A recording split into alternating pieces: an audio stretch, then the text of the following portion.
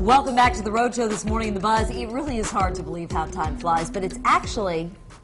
You okay, Ben? Yeah, I'm fine with it. I knew going in, man. I'm fine with it. It's our third Search for a Star casting call tomorrow at Twin River. Now, we want to see if you have what it takes to be our next co-host and sit right here on this couch with us every morning.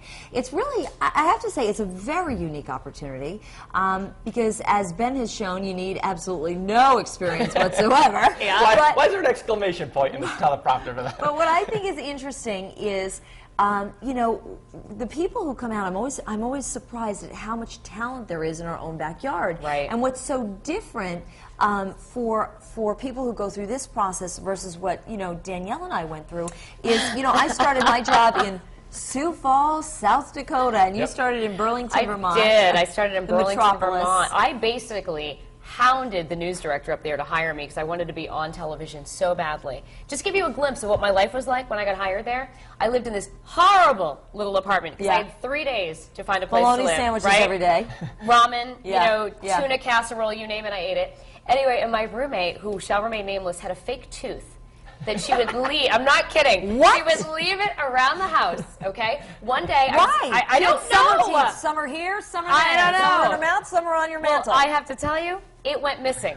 And the roommate was unhappy with me and thought that I stole the tooth. What?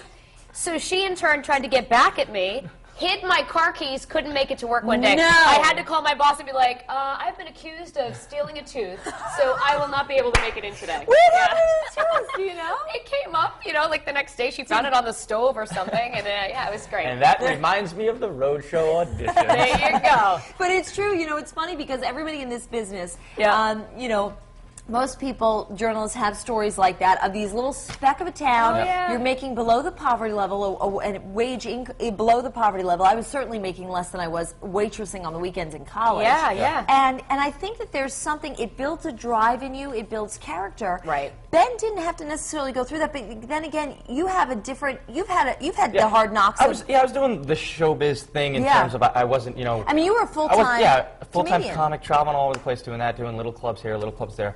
I wasn't necessarily, you know, working in an office, and I said, let me give this TV thing a shot. But, I mean, for an opportunity like this, like you guys said, 95% of people in this business start in Burlington, Vermont, start in South Dakota. I mean, this is... I mean, it's not a #1 market, but this is a huge market for somebody to get their foot in the door and to do, I mean, I want to do like 200 and something live episodes. Where are you going to get that experience? It's an amazing opportunity. Not to mention the state itself, where it's such a closely knit state. People get to know you so fast around here, and you become recognizable almost immediately. I can't leave the house in this town anymore. I know, he leaves with a bat. I mean, it's just like, listen, people, fake back mustaches off. every day. Fake teeth. He's got your roommate's fake teeth just to kind of throw people off in that regard.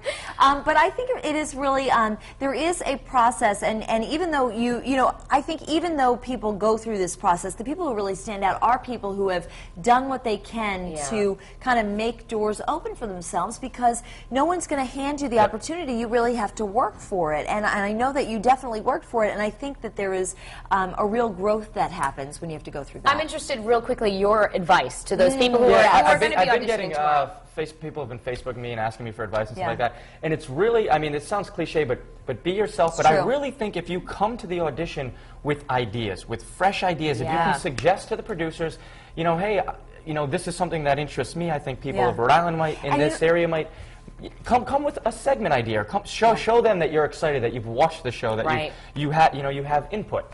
That's what I think. Come with some fresh ideas. And you know what's so true about you saying, you know, be yourself. We can see through someone who's like putting on airs or doing something, but if you are just genuinely yourself, it doesn't have to be perfect, because we're just looking for your personality to really shine through and show us that this is a personality that would fit well. This is me, generally. I mean, you know me off camera now. I mean, this is me. And if it's not what they were looking for, it's not what they were looking for. But if you're a professional and you have a great perspective or point of view from somewhere, then come with that. You know, don't be... Confidence, too, don't you think? Yeah. You got to have confidence. I was confident, I'll give you that. We don't want nervous Nellies at the That's at the right. events tomorrow. I But will anyway. Go in say, and knock you it know, out. that's all these qualities that we're listing are all qualities that I have to say Melissa Sardelli has.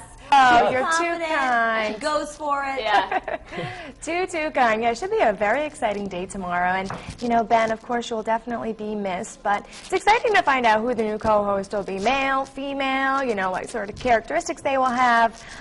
So it should be a great, great time. Anyhow, I'm here in the New England Tech Center, live blogging on FoxProvidence.com. And we're talking about today's buzz, of course, on the live blog. So let's see what some of our buzz friends have to say this morning. Joey B says the most important quality is definitely personality. And I hope the next co-host has an A-plus personality, as he or she will be representing the roadshow for next year. And Colleen says, I'll be there signing people in. Can't wait to see you, Col.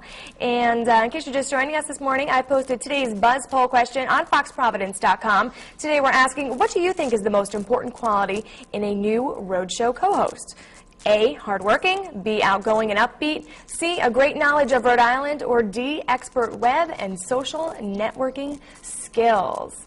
And our friends on Facebook are weighing in as always. Nathaniel says, a great personality, loves Rhode Island, and works well with his community. Could be her as well. Never know. And Donna says, someone else who is fun and outgoing.